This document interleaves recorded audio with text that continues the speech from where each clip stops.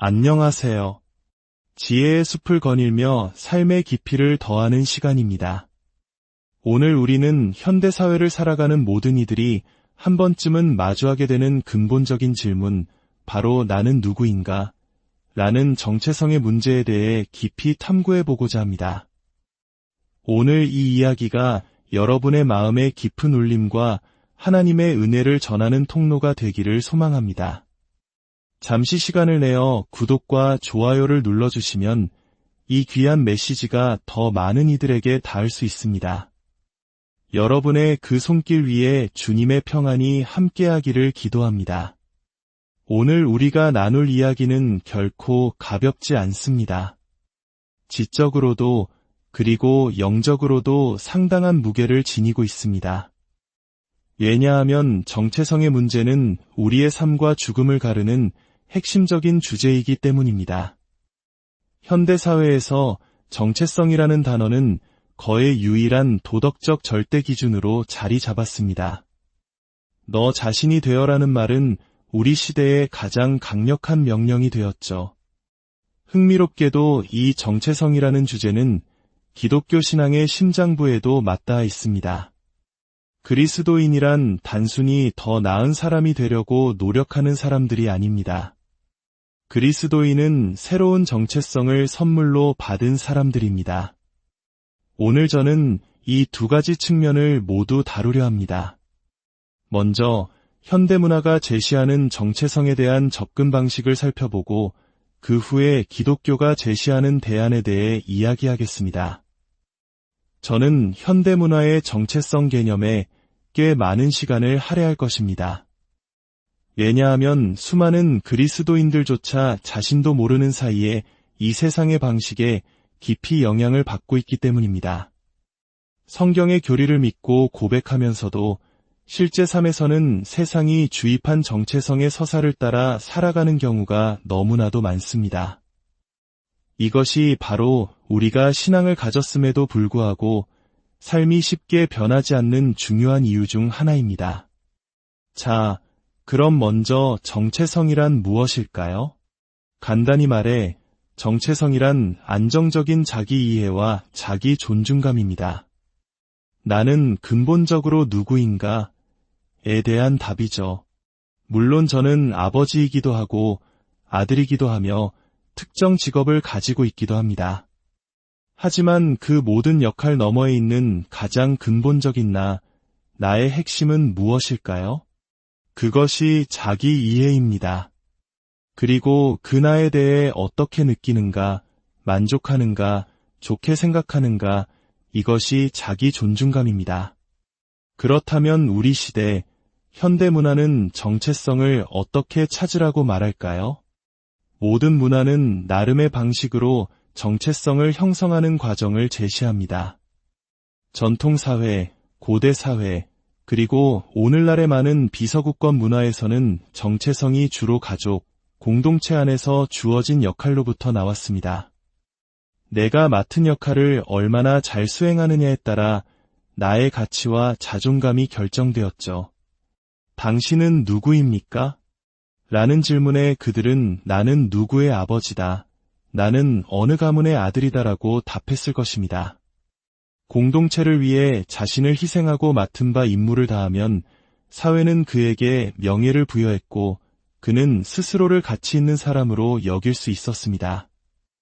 이 지점에서 많은 한국 분들이 고개를 끄덕이실 겁니다. 우리 사회는 불과 몇십 년 전까지만 해도 가족과 공동체를 위해 나를 희생하는 것이 당연한 미덕으로 여겨졌기 때문입니다. 어른을 공경하고 가문의 명예를 지키는 것이 곧 나의 정체성이었죠. 하지만 현대문화는 이 모든 것을 완전히 뒤집어 놓았습니다. 현대문화는 말합니다. 너의 정체성과 가치는 가족을 위해 너의 욕망과 이익을 억누르는 데서 오지 않는다. 진정한 너 자신이 되는 길은 너의 내면을 들여다보고 너의 진정한 욕망과 꿈을 발견하고 가족이나 다른 누가 뭐라고 하든 그것을 주장하고 실현하는 데에 있다. 고대 문화가 자기 희생과 자기 부인을 통해 정체성을 찾았다면 현대문화는 자기 주장과 자기 표현을 통해 정체성을 찾으라고 가르칩니다. 그 누구도 내가 누구인지 규정할 권리가 없다. 나는 내 마음 깊은 곳을 들여다보고 나의 꿈을 따라야 한다.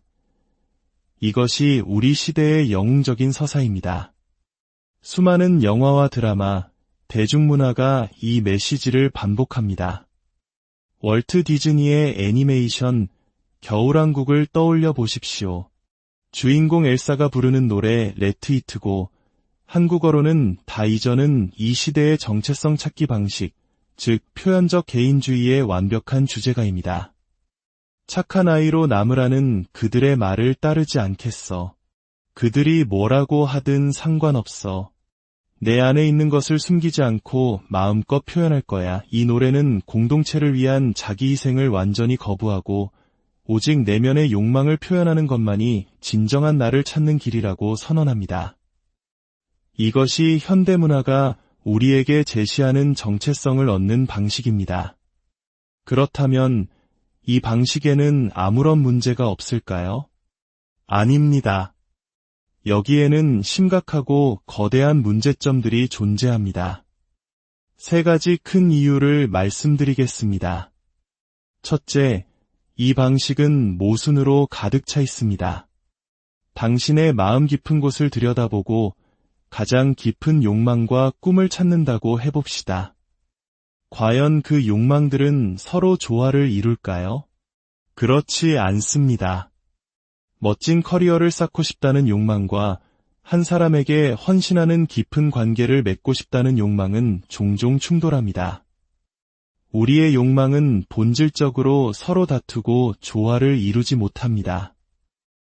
영국의 작가 프랜시스 스퍼포드는 이렇게 말했습니다. 인간은 해피엔딩보다는 희극이나 비극에 더 적합하게 만들어진 존재다. 내면의 욕망을 들여다보는 것만으로는 결코 안정적인 정체성의 핵을 찾을 수 없습니다. 또한 감정은 환경에 따라 계속 변하기 때문에 감정에 기반한 정체성은 결코 안정적일 수 없습니다. 둘째, 이 방식은 환상에 불과합니다. 다른 사람들의 평가에 신경 쓰지 말고 오직 스스로를 인정하라는 말은 그럴듯하게 들리지만 사실상 불가능합니다. 1000년 전 앵글로 색슨족 전사를 상상해 보십시오. 그의 마음속에는 2가지 강한 충동이 있습니다. 하나는 사람을 해치고 싶은 공격성이고 다른 하나는 당시 문화가 용납하지 않는 성적 욕망입니다. 전사 문화 속에서 그는 공격성을 진정한 나라고 여기고 성적 욕망은 내가 아닌 것으로 여기며 억누를 것입니다. 이제 1200년 후 현대의 한 청년을 상상해 봅시다. 그의 마음에도 공격성과 특정 성적 욕망이 있습니다. 그는 공격성을 다스리기 위해 상담을 받거나 분노 조절 프로그램을 이수할 것입니다. 그것은 진정한 나가 아니라고 생각하기 때문이죠. 반면 성적 욕망에 대해서는 이것이 바로 진정한 나야라고 말할 것입니다. 2 사람 모두 자신의 마음을 들여다봤다고 생각하지만 사실은 자신이 속한 문화가 이것은 좋고 저것은 나쁘다고 제시한 가치 판단의 격자를 통해 자신의 욕망을 해석했을 뿐입니다. 그들은 결코 자유롭지 않습니다. 그저 자신의 문화가 시키는 대로 했을 뿐이죠. 인간은 스스로를 축복하거나 인정할 수 없습니다. 우리는 모두 누군가로부터, 특히 우리가 깊이 존경하고 사랑하는 대상으로부터 인정과 사랑을 받아야만 안정적인 정체성을 가질 수 있습니다. 칭찬받을 만한 이에게 받는 칭찬이야말로 모든 보상 중의 으뜸이다. 라는 말이 있습니다. 우리에겐 바로 그런 존재가 필요합니다. 셋째, 이 방식은 해방이 아니라 오히려 우리를 짓누르는 족쇄가 됩니다.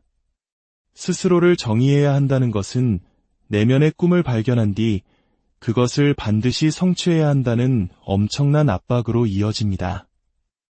오늘날 우리 사회에서 직업이나 소득은 단순히 생계수단을 넘어 그 사람의 정체성 그 자체가 되었습니다. 그래서 성공하면 교만해져서 자신을 과대평가하게 되고 실패하면 존재 자체가 부정당하는 듯한 깊은 절망에 빠집니다. 그 결과 우리는 이상한 시대에 살고 있습니다. 사람들은 더 이상 죄나 심판, 지옥을 믿지 않는다고 말하지만 그들의 내면에는 떨쳐낼 수 없는 깊은 정죄감이 자리 잡고 있습니다. 스스로를 어리석고 비겁하고 부족하다고 비난하는 내면의 목소리에 시달립니다. 프란츠 카프카는 현대인의 곤경을 이렇게 표현했습니다. 우리는 죄책감 없이 죄를 느끼는 자신을 발견한다. 죄의 기준도 심판관도 없다고 말하면서 우리는 여전히 깊은 죄의식과 수치심 속에서 허덕이고 있는 것입니다. 그렇다면 기독교가 제시하는 대안은 무엇일까요? 세상의 모든 시스템, 즉 전통문화, 현대문화, 그리고 대부분의 종교는 한 가지 공통점을 가집니다. 바로 정체성이 성취되는 것이라는 점입니다. 당신이 규칙을 따르고 성과를 내고 경쟁에서 이기면 그제야 가치 있는 존재로 인정받을 수 있다고 말합니다. 내가 순종했으므로 나는 받아들여진다. 이것이 세상의 방식입니다. 그러나 기독교의 복음은 세상의 그 어떤 사상체계와도 근본적으로 다른 완전히 새로운 길을 제시합니다. 기독교는 정체성이 성취하는 것이 아니라 주어지는 것이라고 선언합니다. 세상의 모든 시스템은 행위가 인정에 앞서지만 기독교 복음은 유일하게 인정이 행위에 앞섭니다. 내가 예수 그리스도 안에서 먼저 받아들여졌으므로 나는 순종한다. 순서가 완전히 다릅니다. 이것이 얼마나 혁명적인 차이를 만들어내는지 아십니까? 첫째, 이 새로운 정체성은 우리 안에서 담대함과 겸손함이 공존하게 합니다. 다른 모든 시스템에서는 이 둘을 동시에 가질 수 없습니다. 자신의 기준으로 성공한 사람은 자신감을 갖는 대신 그렇지 못한 사람들을 무시하고 경멸하게 됩니다. 반면 실패한 사람은 겸손해질지는 몰라도 자신감을 잃고 위축됩니다. 하지만 은혜로 구원받은 죄인, 즉 예수 그리스도 안에서 주어진 정체성을 가진 사람은 다릅니다. 하나님 앞에서 나는 예수님이 십자가에서 죽으셔야만 했을 만큼 끔찍한 죄인이라는 사실에 먼지처럼 낮아집니다. 이로 인해 깊이 겸손해집니다. 그러나 동시에 그런 나를 하나님께서 아무 조건 없이 사랑하고 받아주신다는 사실의 하늘 끝까지 존귀한 존재로 세워집니다. 이로 인해 세상이 줄 수 없는 담대함을 얻게 됩니다. 담대하면서도 겸손한 사람, 이것은 오직 복음만이 만들어낼 수 있는 인격입니다. 어떻게 이 정체성을 얻을 수 있을까요? 그것은 진리를 머리로만 아는 것이 아니라 예배를 통해, 즉 말씀을 묵상하고 기도하고 찬양함으로써 그 진리를 마음 깊은 곳으로 가져오는 것을 통해 가능합니다. 두 가지 핵심적인 진리가 있습니다. 바로 대속과 칭해입니다. 먼저 대속입니다. 고린도후서 5장 21절은 말합니다. 하나님이 죄를 알지도 못하신 이를 우리를 대신하여 죄로 삼으신 것은 우리로 하여금 그 안에서 하나님의 의가 되게 하려 하심이라. 하나님께서 예수님을 죄로 삼으셨다는 것은 무슨 뜻일까요? 예수님을 죄 많은 존재로 만드셨다는 뜻이 아닙니다. 이것은 법적인 의미입니다. 하나님께서는 십자가 위에서 예수님을 마치 죄인인 것처럼 대하셨다는 뜻입니다. 예수님 자신은 완벽했지만 법적으로 우리의 모든 죄를 짊어지셨습니다. 그 결과 우리는 하나님의 의가 되었습니다. 이것은 우리가 그리스도인이 된 순간부터 점점 더 의로워져서 나중에 하나님이 우리를 사랑하게 된다는 뜻이 아닙니다. 우리가 예수 그리스도의 공로를 의지하여 하나님 앞에 나아가는 바로 그 순간 하나님은 우리를 마치 예수님처럼 완전하고 아름다운 존재로 보아주신다는 뜻입니다. 마치 한 늙은 참전용사가 그의 가슴에 달린 명예 훈장 때문에 모든 군인들의 경례를 받는 것과 같습니다. 군인들은 그 노인이 어떤 사람인지 모르지만 그 훈장이 지닌 영광을 보고 경례합니다. 마찬가지로 우리가 그리스도인이 되는 순간 예수님의 모든 완전한 의로움과 영광이라는 훈장이 우리의 가슴에 달리는 것과 같습니다. 하나님은 우리의 부족함이 아니라 우리에게 입혀진 예수 그리스도의 의를 보십니다. 17세기의 신학자 리처드 후커는 이렇게 말했습니다. 이것을 어리석음이나 광기, 격정이라고 부를지라도 이것이 우리의 위로요 지혜다. 우리는 세상의 다른 어떤 지식도 구하지 않는다.